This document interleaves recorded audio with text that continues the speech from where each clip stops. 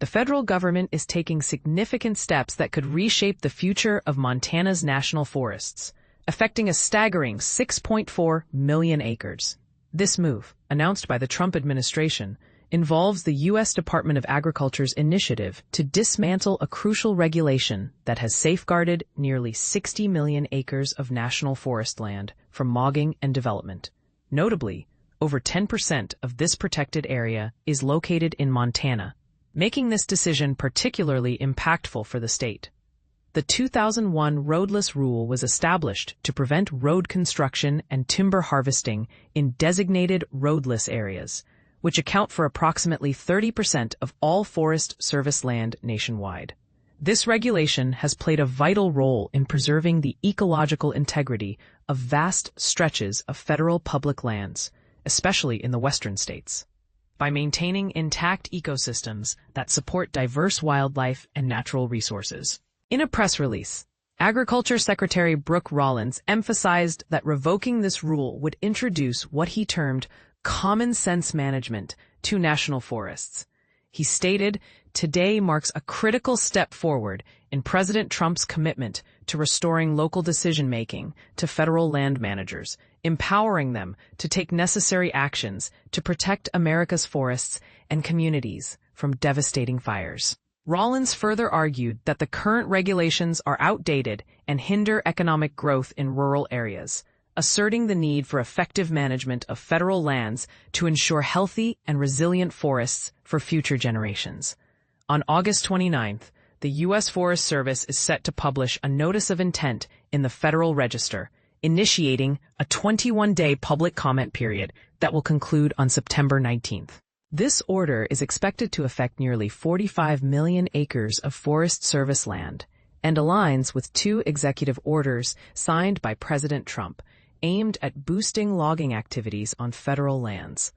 Tom Schultz, the chief of the Forest Service, who has a background in both the Montana Department of Natural Resources and a major lumber company in Idaho, expressed that the management strategies need to evolve to address the changes in forest conditions over the past 25 years.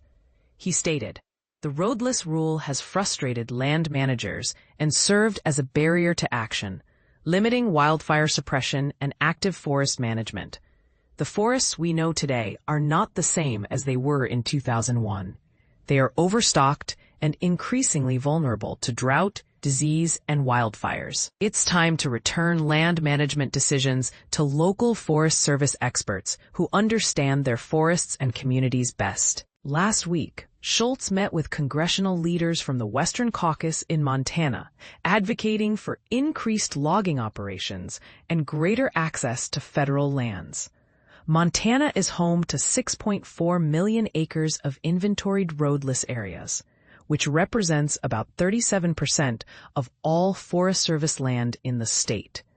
This places Montana third in the nation for the amount of inventoried roadless Forest Service land, following Alaska with 15 million acres and Idaho with 9.3 million acres. Senator Steve Daines, a Republican, hailed this development as a significant victory for Montana and its forest management, stating, "This latest news from the USDA shows that the Trump administration is committed to Montana first priorities. By rolling back the outdated Roadless Rule, we'll be better equipped to manage our Montana forests and protect our communities." I applaud Secretary Rollins for this decision to give our local forests more tools to manage our state's national forests.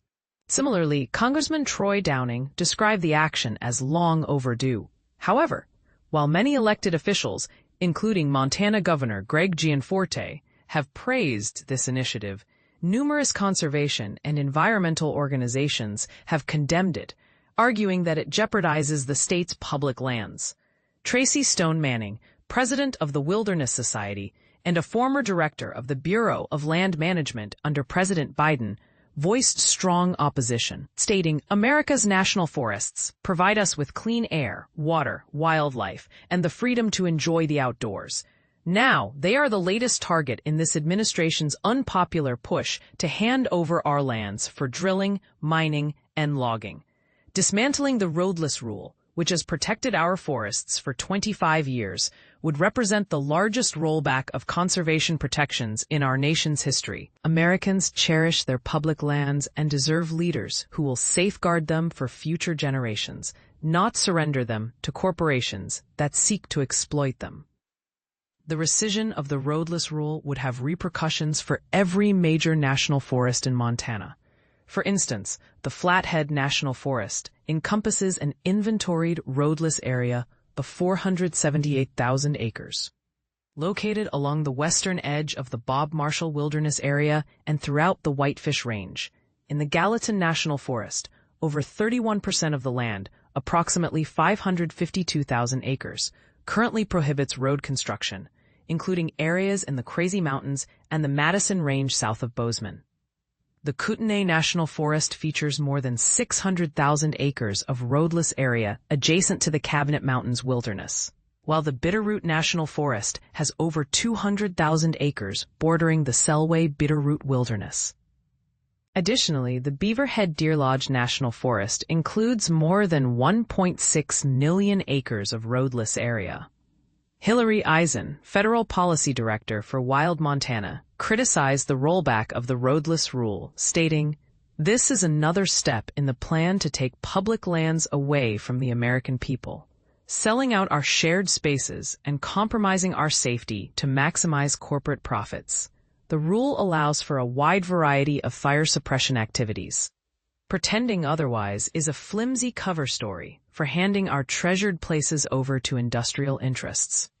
Building unnecessary roads will lead to more fires, not fewer, and stripping protections from 60 million acres threatens Montana's clean water, public access, and our freedom to hike, hunt, fish, camp, ride, climb, and ski."